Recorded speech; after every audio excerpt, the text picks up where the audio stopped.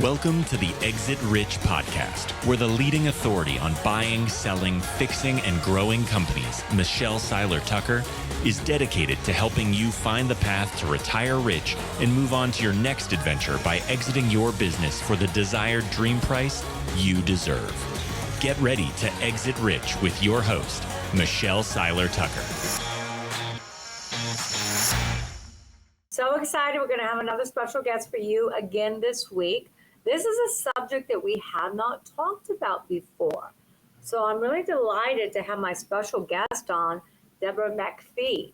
We're going to talk about sexual harassment in the workplace. Not a pleasant subject, but something all of you must know because this can make or break your business. Plus, we want to make sure that we're treating our employees respectfully and we're holding our employees in the highest regard, and we're running a good business, right? That's what we all want. That's what we all should want. That's what we all should strive to. So who is Deborah McGee? Great question. I actually just met her at a mastermind that we went to in Pittsburgh.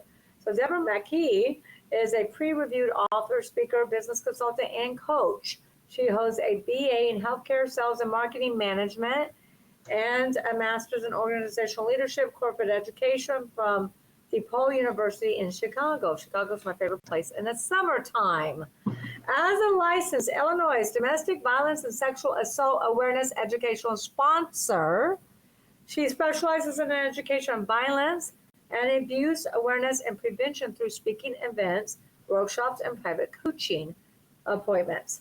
Deborah founded Illinois Sexual Harassment Prevention Training to prevent incidents of sexual misconduct in the workplace and help companies stay compliant. We all must be compliant with the new law in accordance with the state law and regulations, federal standards, and company policies. Welcome to the show, Deborah. It's my pleasure to have you. It's great to be here. Thank you.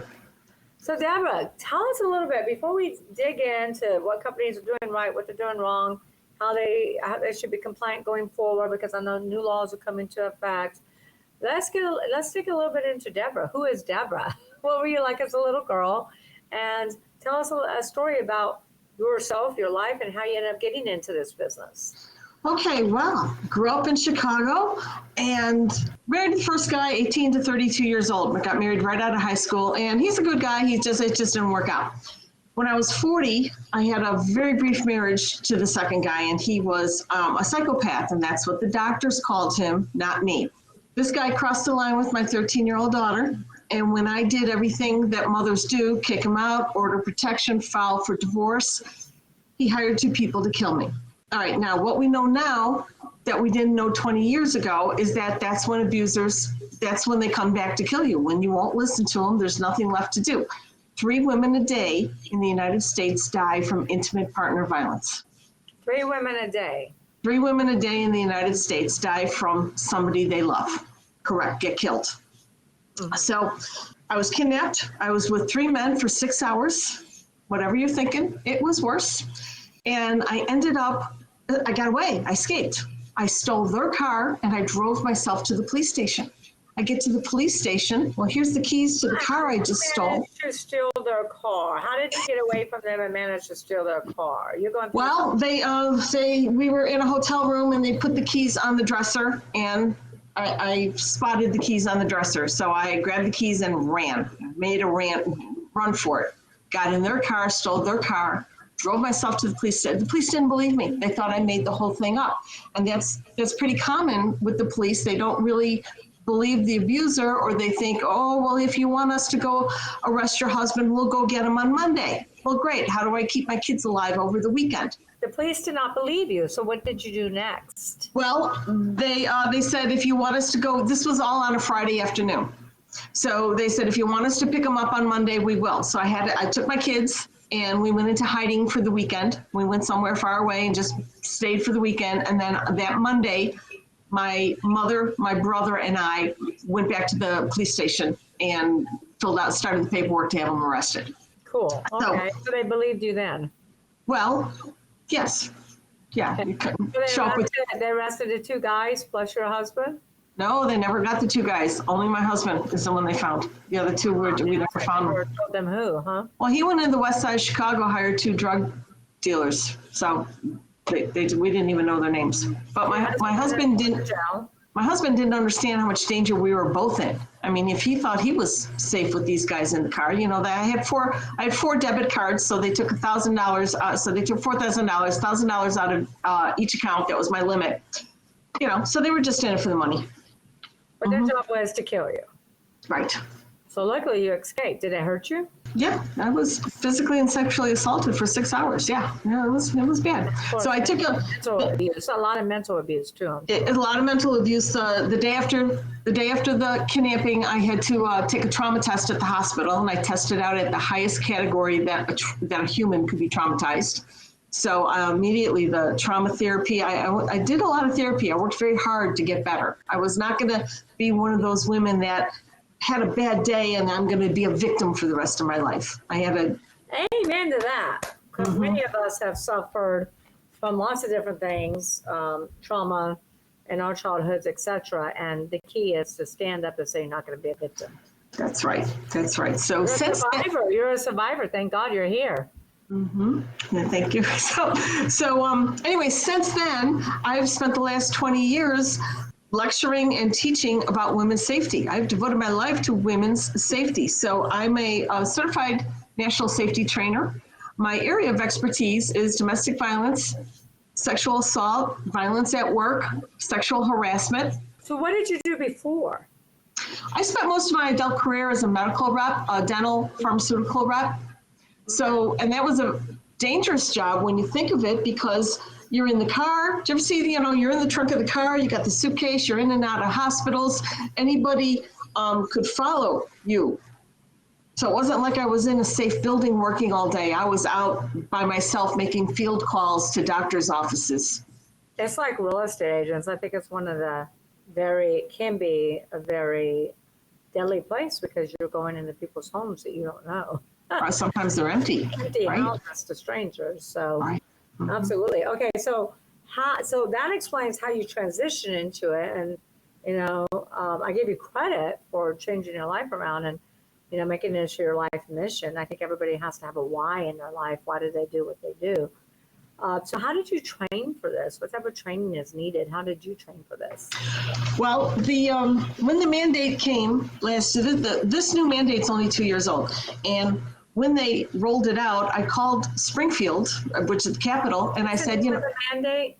Well, in Illinois, first of all, there's seven states. Let me read the states: California, Connecticut, Delaware, Illinois, Maine, New York, Washington, and Washington, D.C. all mandate sexual harassment prevention training for all employees.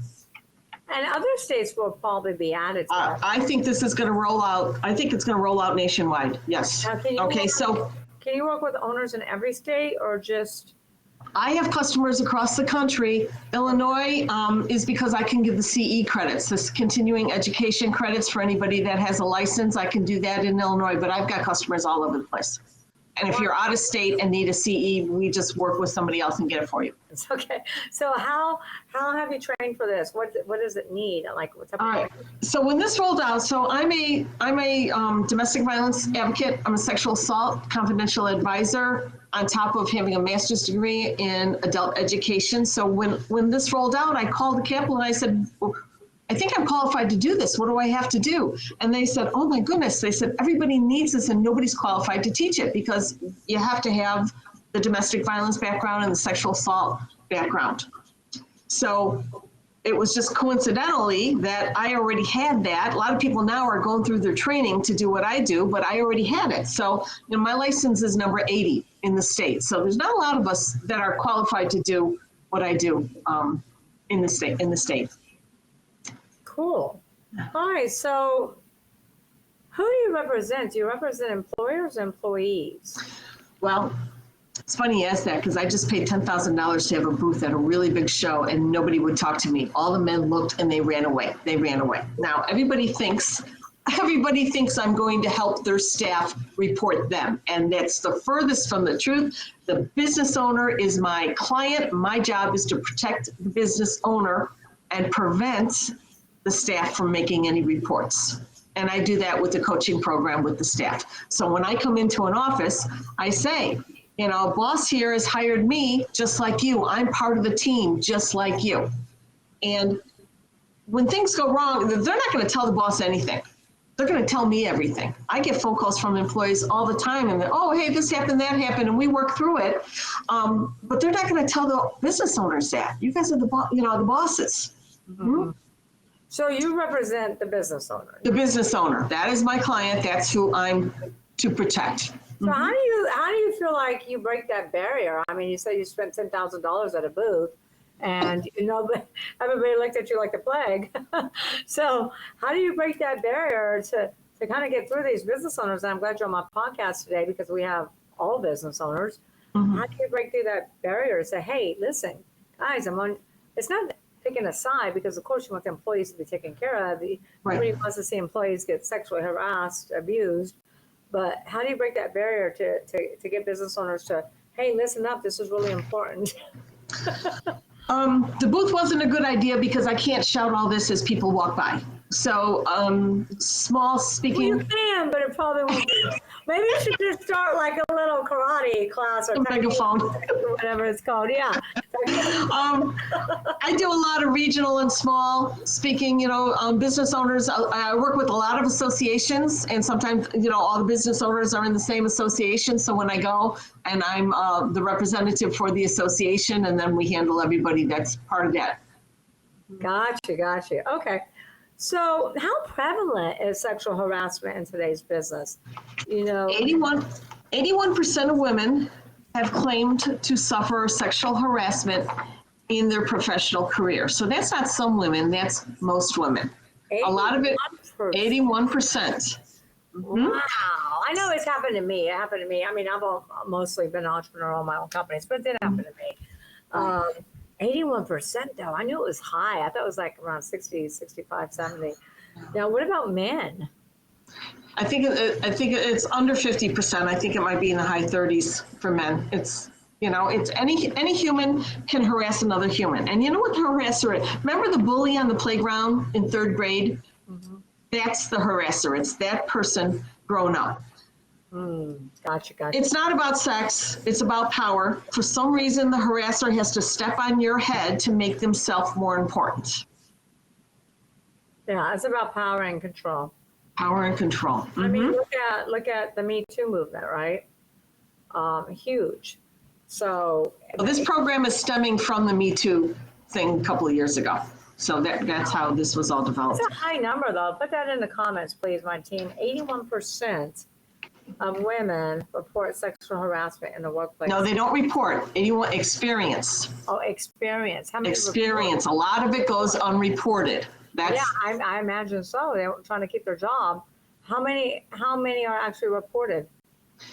I don't know the percent number, but it's a lot lower. Now, I can tell you that sexual harassment claims, at least in the state of Illinois, have spiked since this program rolled out. Great that everybody gets a reminder of how to behave at work, but it's not good for the business owner with all the spikes. Mm-hmm. So, and how many women? So we said men. Women is 81% experience. How many men? 30%? Yeah, in the 30s. In the 30%. So let's put that in there too, team. Yeah, they don't. So that's huge. All right. So we talked about you representing the employees, right? Who are some of your clients? I have my smallest client is one doctor with 2 assistants. My largest client is an association with a couple thousand. Wow. So if most of the people I work with do not have their own HR team, so I can take this part of the business from the business owner. If they do have an HR team, I work with the team to help the HR team. Like their interim HR team, or you work with their HR team? Mm-hmm. Perfect. Okay. All right, let's get to a couple of these questions before I go on with my questions. I'm not going to be selfish here. Jacob says, hi, Deborah. I just had a quick question. In your experience, what are some successful initiatives which have been implemented by businesses to combat sexual harassment? Okay. Well, a lot of businesses are putting a coach on the team, like I am, a liaison on the team in between you, your employees, and the state. A lot of people. Can our liaison be like a CEO, COO, or general manager, or does it specifically need to be like a sexual harassment coach or HR coach, or? If they have the qualifications, if they're domestic, see, a lot of people that suffer from domestic violence at home are having a hard time at work. And so they're vulnerable. And so when the harassment comes, they're going to pick on those people. So you can certainly designate somebody within your team to handle this, but if they're not experienced, if they're not a sexual assault advisor, if they're not a domestic violence advocate, they may not have all the answers. I mean, you make perfect sense. I agree 1,000%. At Right. what size company should they start getting that coach? Like a minimum of how many employees would you say? My smallest office is 1 doctor and 2 employees. And they have a coach? Well, they have me, Now right? do you? Okay. So, I'm not physically there. And hire a coach and have you as that liaison. And I do Zoom and I do group coaching. That's why it's affordable. So, but the thing is, everything's by phone. I'm very busy from 4 to 7. Everybody calls me on their way home from work to tell me what happened that day at work. So, for instance, Are calling you, or the owners are calling you, or both? no, I give everybody my phone number. So, okay. Like last week, I've got a client it's a medical practice. There's 6 locations. There's maybe 30 associate doctors and 50 women, nurses, front office, whatever. One of the locations manager calls me up. She says, I got 5 women here complaining about one of the associate doctors. Okay, I'll be there next morning. I drove up there. Okay, so what we have to do is we mediate, we get all the women together. I literally took the paper out of the copy machine. I want your name and your complaint. If you're good, I want your name and that you're good.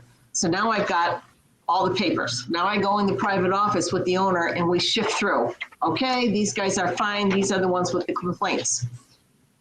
Okay. Now we invite the women in one by one to tell us what their complaint is. So you do welcome both owners and employees to communicate. Absolutely. Mm-hmm. So Tim asked, what advice would you give employees who experience sexual harassment but may be hesitant to come forward and report it?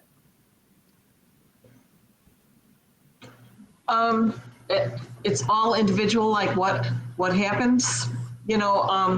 If it's really bad, I had one of my clients, actually, they called me after the fact, but one of my clients was taking out the garbage in the alley and she got raped, like full-on sexual assault, and everybody else. Who works there? Mm-hmm. Nobody takes out garbage alone, people. 2 at a time. One person stands at the door with the phone, the other one throws the bag in the dumpster. Mm-hmm. This was a medical practice. By a stranger or somebody who works? No, rape is very seldom by a stranger. This is a strip mall. This is a doctor's office in a strip mall. And after the last patient goes, they lock the door, they clean up, and then they all sit in the waiting room because they walk out to the cars together. Well, they're like, "Where's Susie? Where's Susie? Oh, she took out the trash. She's in the alley getting raped." And they're all sitting around. I got to define this. By one of the company employees? No, by the guy who works 2 stores down. Oh. He's watching her. Okay, sexual assault, you're being watched. Very seldom is it random. Yeah. You're being Yeah, watched. I get that. I understand that. I was just, because we're talking about sexual harassment, rape in the workplace. That's why I wanted to confirm. Right. Is it workplace or was it not in the workplace? Right. Right. Well, this was the guy that worked 2 doors down. He knew every day at 5:15 she was out at the garbage can. Yeah, you need to planned change your habits too. Change your habits, Okay. Watch Right. what you post on social media, of course, and always go in twos. Yeah. All right, so did we answer Chip's question? What advice would you give employees who experience sexual harassment but may be hesitant to come forward to report it? Well, this is why people hire me on the team, so to give your employees somebody to talk to. So for my clients, If they don't hire you or don't know you, they can reach out to certain resources for sexual harassment. Let's just get right, there's all kinds of phone numbers. People that have their online training, that's why online training I'm not a big fan of, because online training at the end has the phone number. Here's the state number. If you have a problem, call us. And then when the employees call the state will turn around. Once you're in the state system, they're going to sue you. So that's why online training is not great for business owners. You're just teaching your employees. And they're going to sue you, is that what you said? Well, once you're in the system, Yeah.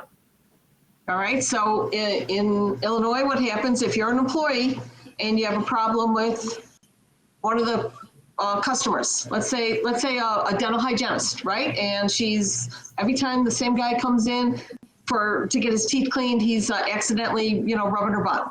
Well, she's going to go home and she's going to call the state on the guy that's inappropriately touching her. But in reality, what she just did was turn in her boss. Now there's going to be an investigation, and now he's in the system. He or she is in the system. So what do you suggest they do? If they're not supposed to call and get that owner in the system, what do you suggest they do? Well, my clients all call me, and then we mediate, and that's my job, is to mediate and fix it before it explodes. Well, I fix things before the lawyers. And sexually harassed, I think I would say, who cares? I mean, I think a lot of employees, women specifically, would say, well, who cares if he's in the system? He sexually harassed me. And I think that's why a lot of them call. What's your rebuttal to that? She didn't call on her boss. Her boss may be a great guy. She called on the patient. Well, the patient doesn't get in trouble. It's the owner of the practice that gets in trouble. You're saying if the patient abused her, sexually abused her. Mm-hmm. When she goes in, she's reporting the owner. The general duty clause of OSHA says that employers are responsible to provide a safe and healthful workplace. Got it. So what if it's a doctor himself? Do you suggest that they just call that 1-800 number and report their doctor, or do you suggest they still call you to see? What's your suggestion? If the doctor is my client, he knows better because I make sure everybody knows what. Everybody on this phone might be right now. Right. So I think that most business owners are smart enough. They're not going to do anything to jeopardize their business. Most of the sexual harassment claims comes from other people, from either customers, people working together, a lot of visitors in your office, the UPS man, the FedEx guy, the reps coming in and out. So most business owners, especially if you have a license, if you're a lawyer, doctor or something, you protect that license. You're not going to do anything to screw up your livelihood. Unless they're pathological. Unless what did you say your second husband was? Psychopath. Yeah, that's what the doctors called him, not me. I have a doctor here in Louisiana that has sexually harassed patient after patient after patient after patient. It happened to me by a business owner. So I think it does happen a lot by employers, for sure. And at that point, it's almost on your employer. I don't know. I don't know. I think it's a good conversation we're having right now. Hayden asks, are there industry-specific challenges or trends related to sexual harassment that businesses should be aware of? Industry specific. Nurses and dental hygienists file the most claims. They're alone in the patient, they're alone in the room, and get touched the most. Sexually by the patient. So by the patients. Right. They pointed out something very clear that I don't think all of us pay attention to, Deborah. So I'm going to give you kudos for this. A lot of times when we think of sexual harassment in the workplace, we do a lot of times think it's by the owner or by the supervisor, by the manager, general manager, CEO, whatever it might be. And then maybe sometimes fellow employees, right? But you got to really take in consideration what Deborah's saying it could be by the employees, it could be by the patients, but it's So any human can harass another human. The biggest demographic is like 16 to 35-year-old women. The younger, the waitresses, the women that are working at the Gap, the housekeeping at the hotels. Could you imagine just being in a room trying to make a bed and there's a guy in there? Well, you're here anyway. Just leave them alone, let them get their job done. Yeah. Okay. So those who are working kind of alone, or like you said, nurses, dental hygienists, people in bars, I'm sure, people in bars and restaurants are sexually harassed. Okay. So Steph wants to know, what role do leaders and managers play in creating a safe and respectful workplace environment, and what strategies can they implement to prevent sexual harassment? Well, your employees have to know that you are going to protect them. If you're a boss owner and one of your employees comes in and says, hey, that customer over there, that patient in room 4, he's creepy, I don't want to be alone with him. You fix it. You go in there with them, right? You make sure. That's why doctors always have a nurse, right? Or they have a female in the room. Right, Anytime. right. They always And have as far as the dental hygienists who work alone in the room, a lot of them have buzzer, they have a buzz system. So if you have a patient and you don't want to be alone in the room, just send out the buzz and somebody else will come in. Oh, do you need help in here? Oh, yes. Can you hand me this? Now you got 2 people in the room. First of all, you know what? They know the reason. They know what the reason is that they're going in the first place, because they push that button, not because they really need something. How do real estate agents protect themselves? There's safety in numbers. You just, as far as women working alone, wherever you check-in system. Hey, I'm going to be alone with this guy for an hour. We're going to go to 3 houses. Here's the addresses of all 3 houses. I'm going to call you in an hour. And then, of course, we'll now have the phone call, text, and there's apps on your phone that you can have that will text people for you. There's safety jewelry that if you press it, it'll text 5 people your location. If you press it 3 times, it'll text 911 and they will come. They already have your location and they will come right to get you. So, yeah, there's a friend of mine who I met at a mastermind that works for the FBI. So there's databases out there that you can take someone's phone number, put it in there, and find out what their arrest record is, and what their police record is. So there's a lot of things you can do like that as well before you actually go and meet with somebody you've never met before. right. Just vet your people, vet your customers. It's just single women doing that when they go to meet men for the first time. So let's see. Jacob says, are there any recent case studies or examples of businesses that have effectively handled sexual harassment issues that you can share as success stories or learning experiences? Something that somebody should emulate. Do you have any of those case studies that other companies are wanting to emulate? I don't have a case study at the top of my head. I could probably research and give you a link later. Okay. We can always add that later to the show notes, Deborah. Thank you. So, Deborah, why don't you tell me? Let's you and I talk a little bit. What are the legal obligations that businesses have in addressing and preventing sexual harassment? Let's talk about that, because we want to protect the employees. We want to protect the business owners. And another big thing here is there's always 2 sides to every story, right? Mm-hmm. Is it sexual harassment, or is somebody disgruntled? Right? I'm sure you deal with that, right, Deborah? Yes, this is crushing. This program is crushing small businesses. It's creating a new level of criminal, a new way for people to steal from the business owner. I'm going to tell you a story. All right, I was at a manufacturer, a big plant, big factory, and the lunchroom, they called it the zoo. The men and the women both told me that we eat lunch in the zoo. So one of the women went in there and she very seductively ate a banana, and the men went crazy, yelling and screaming and egging her on, and yeah, give us a show, right? Okay, everybody goes back to work. A week later, she goes in the lunchroom, she takes a banana out of her box and puts it on the table. The men went wild again, yelling and screaming, right up to HR. By the time I got there,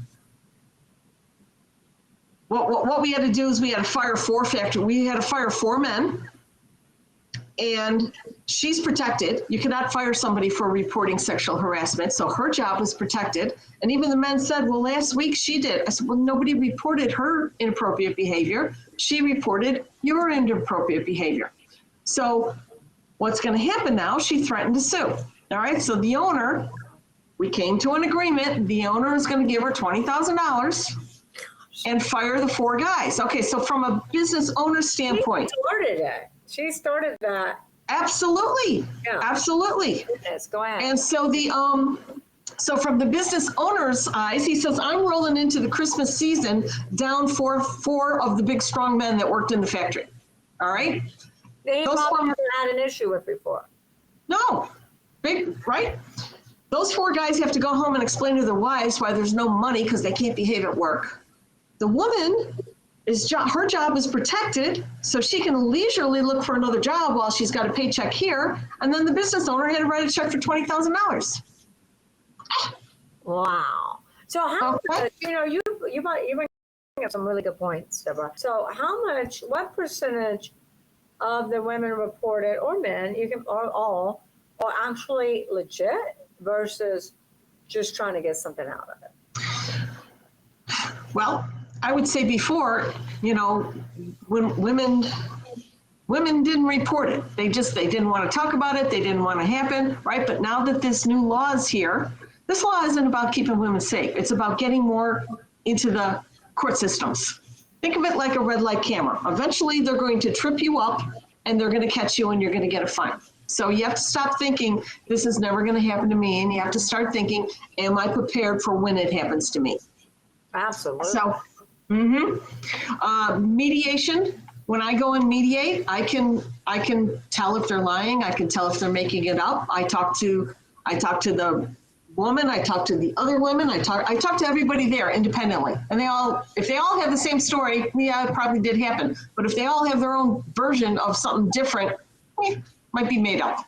Well, people can lie a lot too. They lie a lot too. Mm-hmm. Yeah. So is there an average, like how many are actual versus making it up? Like, is there any percentage out there?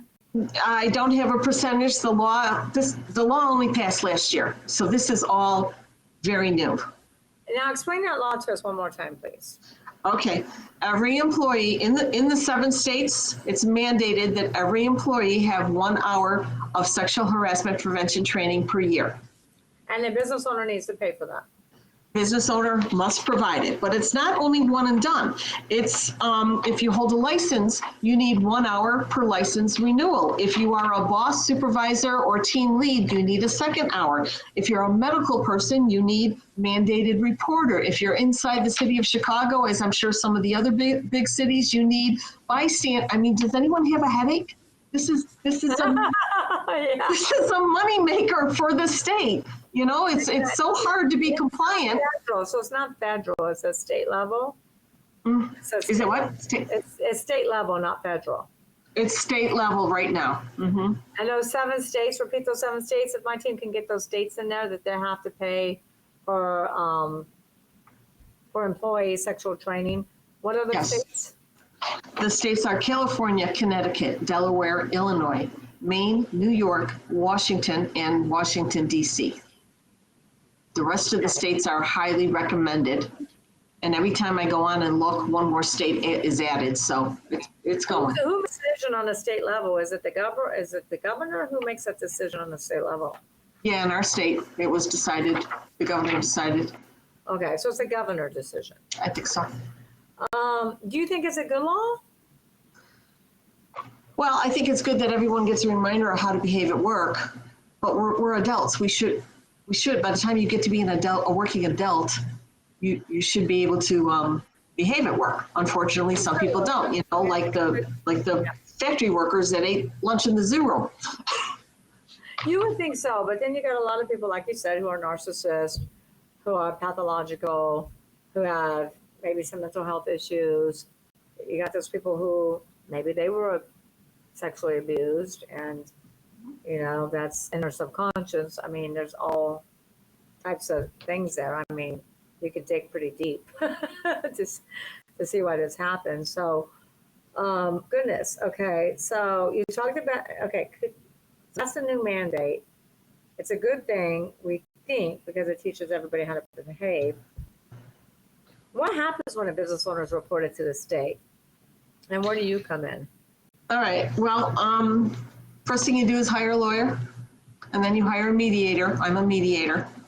The state will put mediator. How many states can you mediate in? I'm licensed in Illinois to mediate and give the CEs. Okay. Mediation, I don't think you need a license for. My license is to give the CE credits. Okay, but I think the mediation comes under my degree. If we need a mediator in Texas, can you do a mediation in Texas, or do they have to go for? Okay. I would check the state law first, but I'm pretty sure I can do it. Okay. Yeah, I think some states you have to be licensed in that state. Okay. Okay. All right. So get an attorney, then they bring you on as a mediator. Okay. So now the state is going to put investigators in your business. They're going to talk to you, your customers, and your employees. Okay. That might take 6 to 18. Once it hits the Facebook group of the town you live in, you're going to lose 40% of business overnight. Gossip. It's fast. It's very fast. Go back and repeat that one sentence again, because that's. Once it hits the Facebook group of the town you live in, of the town you work in, you're going to lose. Investigation, or what are we talking about? Well, as soon as investigators are in your business because of sexual harassment, I mean, gossip is fast. It's going to hit the Facebook group. I've got a restaurant. I've got a restaurant. Guy owns 5 restaurants. He says, I wasn't even in the building. I was cooking down at the other restaurant. And in one of the other locations, he had it. He says, COVID was nothing compared to what this has done to the one location where the claim was. You know why? Because everybody goes at the red light. Oh, we're not going to eat in there. They don't treat the women well in there. And that's it. You've lost your customer base. And was there validity to that case, to that restaurant? Was there any validity to it? Well, yeah, one of the waitresses had a claim against somebody else. I can't go into it because they're intimate, but there was a claim in there, and it hit the Facebook group. And with a patron, or with an employee? I can't say. One of the women was unhappy about something that happened in that location, and she went down to court, and they had to go to court, and it was a big mess. But out of his 5 locations, that one location, production dropped. Mm-hmm. Now, do you do a deep dive? I think you said earlier you do a deep dive to get to the real story. Did it really happen? If it really happened, then God bless to the woman, and the business owner should be held accountable. If it's false information because somebody's got an agenda, like getting $1,000 right before Christmas, are you able to break through that and get to the truth and protect the business? A lot of the time, yeah, most of the time I am. You figure out if they're lying, and then you just get down to the bottom of it. And how are we going to fix it? How are we going to fix this right here, just the 3 of us, before we start involving other people? Mm-hmm. Mm-hmm. Okay. I mean, to me, if it's true, then the business owner should be held accountable. If it's not, if it's true, we do our best to accommodate and make it up to them. You know, I've certainly had business owners that have said, okay, take a few weeks off. Here's 2 months pay. Just go home and rest for a little while, and your job will be here when you get back. Okay, that's a good boss, right? Yeah, yeah. Other times when other times if we see through it, it's gets a little different. The boss is actually responsible, then the boss really needs to be held accountable. Right. For that action, because we want to make sure we protect men and women in the workplace, but we also want to make sure we don't have these frivolous claims being thrown out because somebody wants to pay. Everybody should be safe at work, but you can't go to work and get bullied. Mm-hmm. Correct. Well, they haven't fixed it in the schoolyard. Maybe you can fix it in the workspace. So Tim asked, how can businesses develop effective policies and reporting mechanisms to address sexual harassment while protecting the rights of all parties involved? Every business should have a sexual harassment policy that should be part of your sign-on, your onboarding.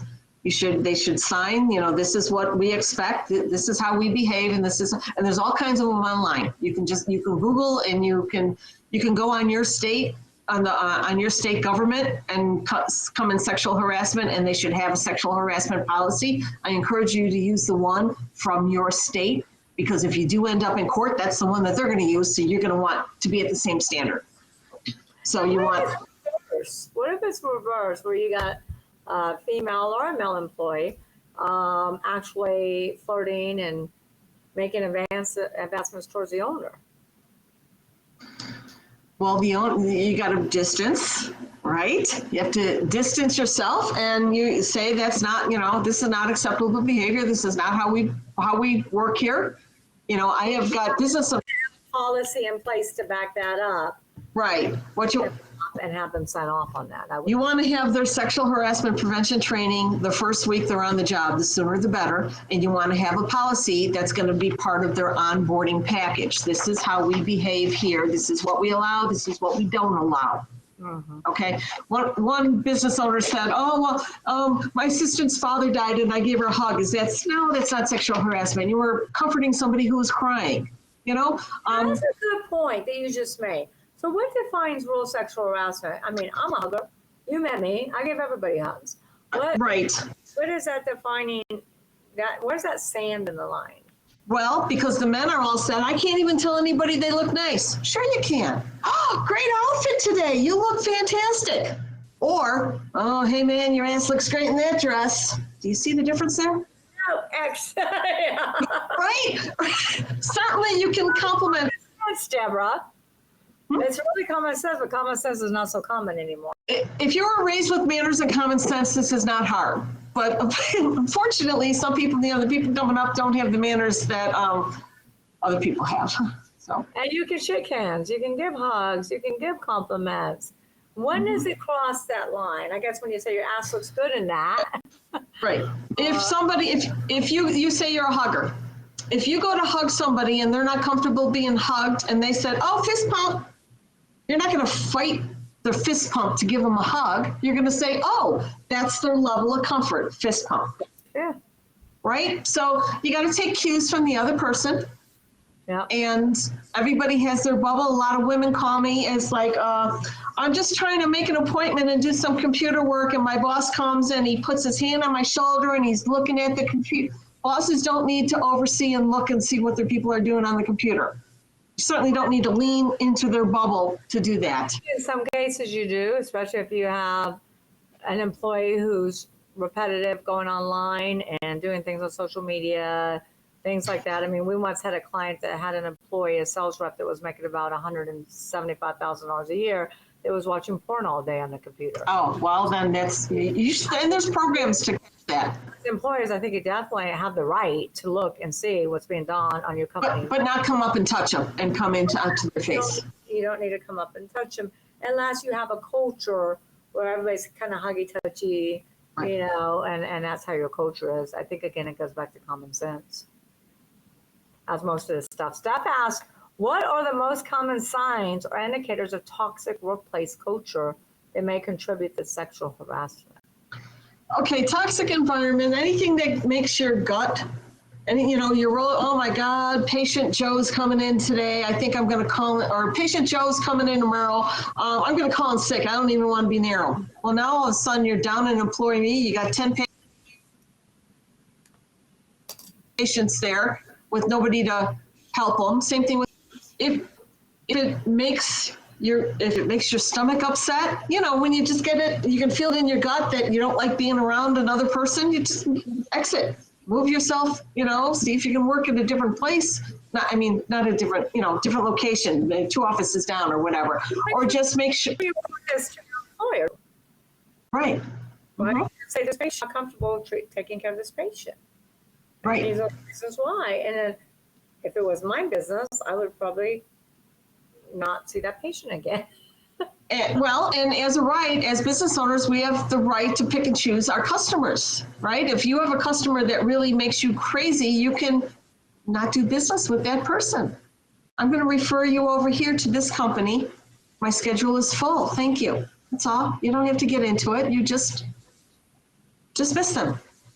Yeah. Don't send that patient to your best friend, though. Send it to your enemy. No, I'm just kidding. All right, so Hayden asks, could you share some best practices for conducting sexual harassment training and awareness programs with an organization? Okay, Hayden, I would highly recommend hiring me or somebody like me instead of going to an online program. You really want a live person to give your employees somebody to call when something goes wrong. And as a business owner, when somebody goes wrong, you don't want to start Googling, what do I do? You want speed dial, hi Deb, I got a problem, come fix it. Mm-hmm. Yeah, I agree. What is the online programs offering? I mean, is that just training online and then you? Yeah, watch a video, answer a couple of questions. Who do you call if you got a problem? Call the state. Done. Okay. Fast, cheap, and easy. We all know what you get when you buy fast, cheap, and easy. Yeah, and so if somebody's making false accusations, and we know they do, right? We know that women and men have definitely been abused in the workplace, so we're not, saying that that doesn't happen, because of course it happens. But there are also women and men out there that make false accusations. What recourse does a business owner have when that happens? Because look at this business owner that lost 4 of his good guys right before the holidays. They had to keep this woman on and pay her 20 grand. What Right. recourse do we have for these false accusations? Well, if my offices, I don't think that would have happened because I'm in contact with all. I would have known her behavior. I would have known that was a characteristic of her, and we would have had a close eye on her. So she would have known that, go in a room full of men and eat a banana. I mean, come on, ladylike behavior, right? That she did not exhibit ladylike behavior. She was doing it to rile up the men in the room and get attention. Do you So think part of her strategic plan to begin with is to route the men, put a banana down there, and have them do it again, and then turn them in and file a complaint with the state? Do you think that was part of a strategic plan? I think she was out to get a whole lot of attention, and it just happened once she realized that she wasn't going to have to wait 5 years to go to court to get a check, that she could just settle out of court and get a little payday. I think absolutely it was part of her plan. And as soon as the other women in the country figure this out, it's going to happen again. So how do you keep employees from not calling the state and calling you directly, because you represent the employer, the Right. business owner? How do you keep those employees from going directly and making those calls to the state? Because like you said, once you're in the system, you're in the system. Do you You're in the system. My office, the system? That's number one question. Do you ever get out once you're in there? well, no. Once you're in the system, you can no longer say, hey, we're going to figure this out by ourselves. They don't care. You're going to go through the process. Yeah, but you can prove your innocence and hopefully be deleted from the system. Yeah, but it still takes 2-3 years, and you've lost 40% of your business, and it's Okay. a real headache. You get employees to call you and not call the state. Because the offices that I represent, that's part of the office training. Here's what we do. First line of defense is to call Deb. And then as soon as they're hired, I do all the new employee onboarding and training. I do mediation, I do termination. So I'm in contact with your employees. I do a monthly Zoom room where some offices make it mandatory that they have to be on Zoom with me once a month. Some offices are called Deb if you need her. I let the business owner decide how they want to work it. But some of them, I'm part of the monthly training, and we have a Zoom once a month, and phone calls. They're always welcome to call me, and we just we track it all ahead of time, so it doesn't get to the explosion where you have to hire a lawyer. Full of men. Are they really your ideal client? It sounds like your more ideal client are like the doctors and attorneys and businesses that have men and women working versus just an office full of women or an office full of men.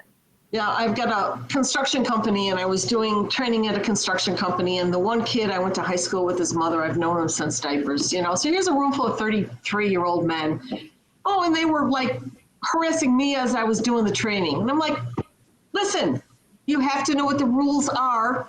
Have fun all you want, but you have to know what the rules are. And if you pull this in front of a 20-year-old woman and she reports you, then what?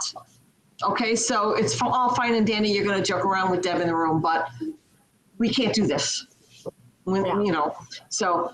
You know what? We're joking a little bit here, guys, but this is, ladies and gents, this is a serious, serious subject. It's serious if anyone is sexually harassed, and it's serious if owners are turned in and there's no validity to that case. It can ruin a business owner's business. So this is real stuff. Is there going to be any technology, AI, artificial intelligence, anything like that coming forward that's going to help prevent these issues in the workplace? I haven't heard of any. Maybe you can invent that. So I'll put it on my list. Check. Put it on your AI list, because I heard you talk about that over the weekend.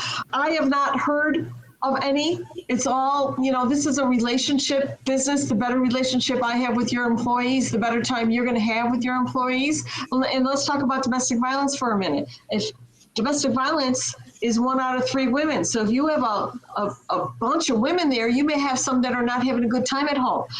Business owners also lose money with women who are victims of domestic violence. They miss a lot of work. As a business owner, you're never going to get the phone call, I got a black eye, I got to stay home for 3 days. You're going to get, I've got the flu, I've got this, I've got that. And then when they come to work, they're not working at 100% because they're worried about what's going on at home. And then that's when the crazy husband comes in with the gun and shoots everybody. Oh my gosh. When you have a coach on your team. So you coach with that too, with domestic violence? I'm a domestic violence advocate, yes. Mm-hmm. Okay. Yeah, I know. We were at a domestic, part of our event was a domestic event, fundraiser, etc. And it was sad because they actually lost 2 women that were coming to the event due to domestic violence. So you help deal with that too in a workplace. Right. Okay. And there's men that get abused too, but obviously it's mostly women. Right, and men are never going to admit it. Sometimes a man will call me and say, don't tell anybody. I just got to figure out how do I handle this, right? Because if a man is getting hit by his wife and he's a good man, he's not going to hit back, correct? So he's like, what do I do? She keeps hitting me. What do I do? So you got to just work through it. Violent situation. It's a violent situation. So sometimes the woman is the abuser and the man will never admit to it. But in the meantime, he's like, I'm watching TV, minding my own business, and she's attacking me. And being a good man, you're not going to hit back. Mm-hmm. But they don't call the police and say, my wife is beating me up.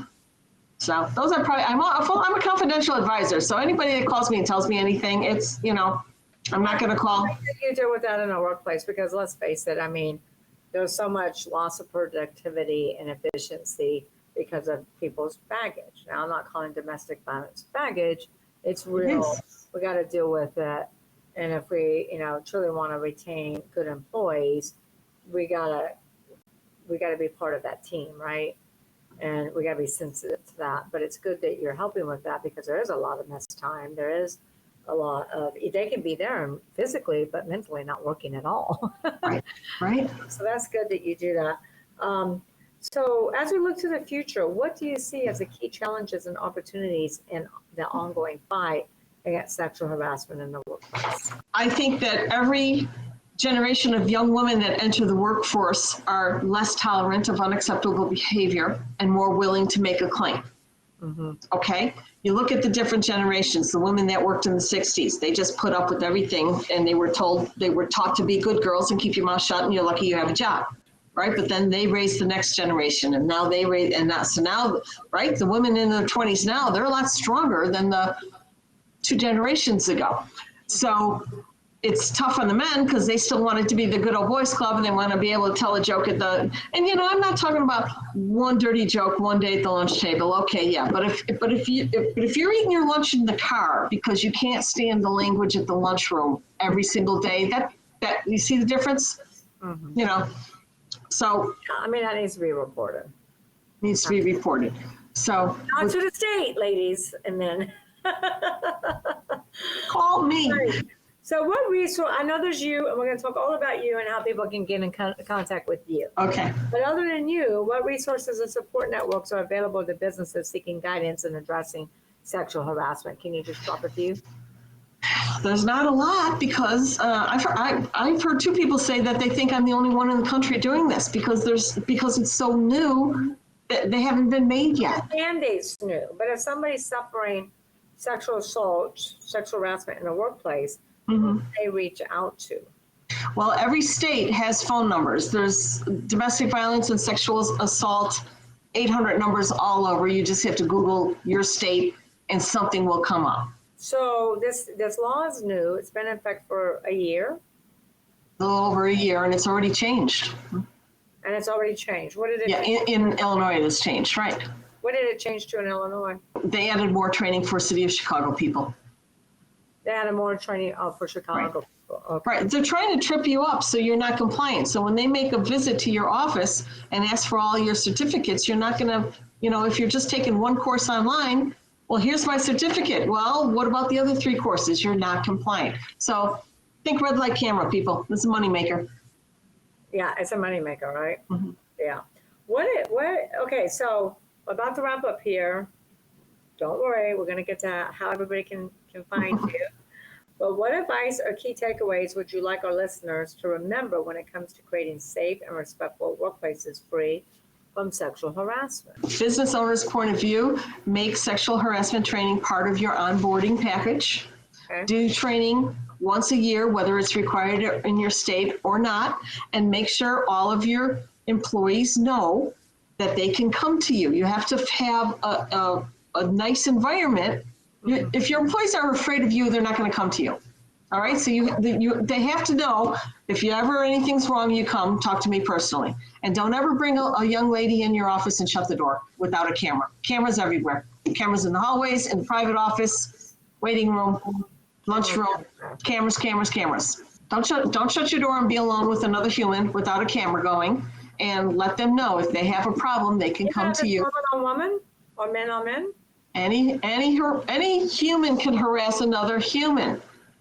I personally would not bring anyone in my office and shut the door. I have an open door policy. All the time, but guess what? I also have cameras everywhere.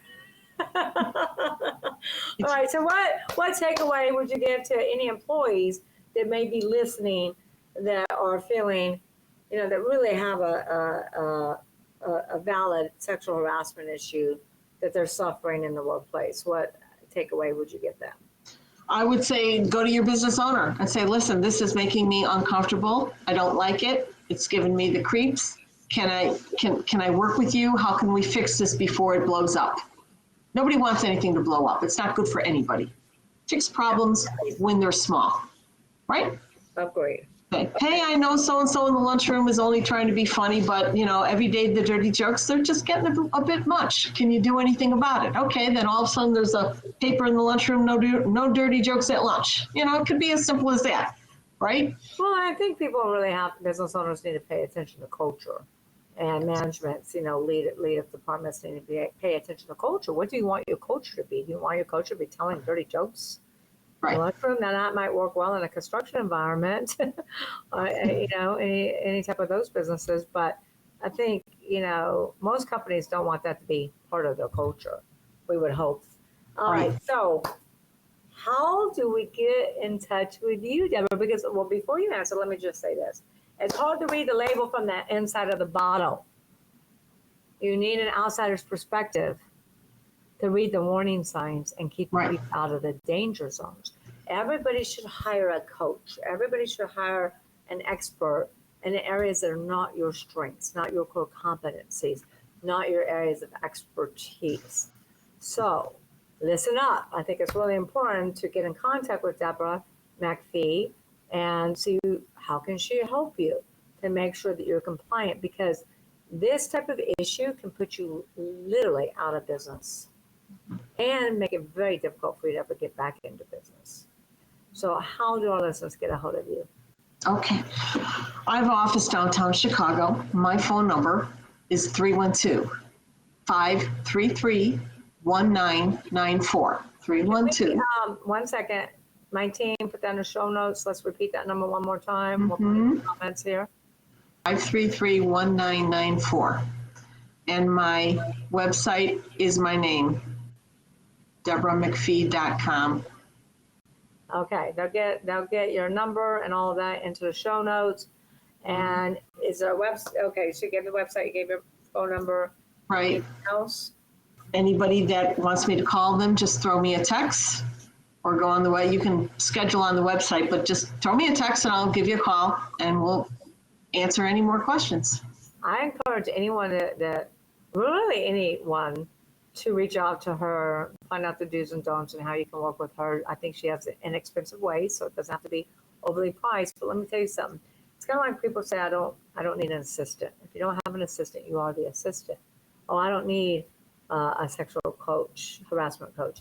Well, you say you don't need it now, and then you'll be really wishing that you would have done it if something were to happen, because it's not what you spend, it's what they help you keep and save. Right. Correct? Correct. I mean, the people that call me after the emergency versus calling me before the before every emergency, there's a chance to plan. Take it. Most people call after an emergency, so let's be proactive, not reactive. Proactive. They have different prices. Yeah. Any last minute thoughts, Deborah? Thank you for inviting me. I so enjoyed meeting you and listening to you speak over the weekend. And this is new, and it's just so new that there's not a lot of processes and systems in place yet. So think about it as a business owner of putting some sort of system in your office manual and on your onboarding practices to prevent this. Start with your processes, your policies, your procedures, your handbooks, your employee documents. Start there. But definitely jump on the phone with Deborah and find out the do's and don'ts, and align yourself with some Deborah or somebody like Deborah as the expert in sexual harassment, because this is not something you want to be involved in or included in. All right. So thank you so much, Deborah, as being our guest. You told us so many things that I didn't know, and I know a lot of our audience members didn't know. So we're here to learn together. I know you love this episode. Make sure you share it. Make sure you share it with your network, your circle of influencers. Make sure you share it with business owners, and make sure you get the message out and take this seriously. It's important. Right. Also, make sure you subscribe to Exit Rich. Go ahead, Deborah. You got one last? Okay. I was just going to say, I'm also a speaker too. So if you have an event or an association or a convention or something that you need me to come and do a presentation, I also do that as well. Wonderful. Thank you again, Deborah. Thanks again to all my audience. Until we'll see you next Wednesday. Thank you. Have a great week. Thanks for listening to the Exit Rich podcast. Don't forget to check out Michelle Seiler Tucker's Build to Sell Blueprint books and Exit Rich, along with more blogs, videos, and resources at exitrichpodcast.com. Be sure to connect with Michelle on Facebook or LinkedIn, and stay tuned for her next episode by subscribing in your favorite podcast player.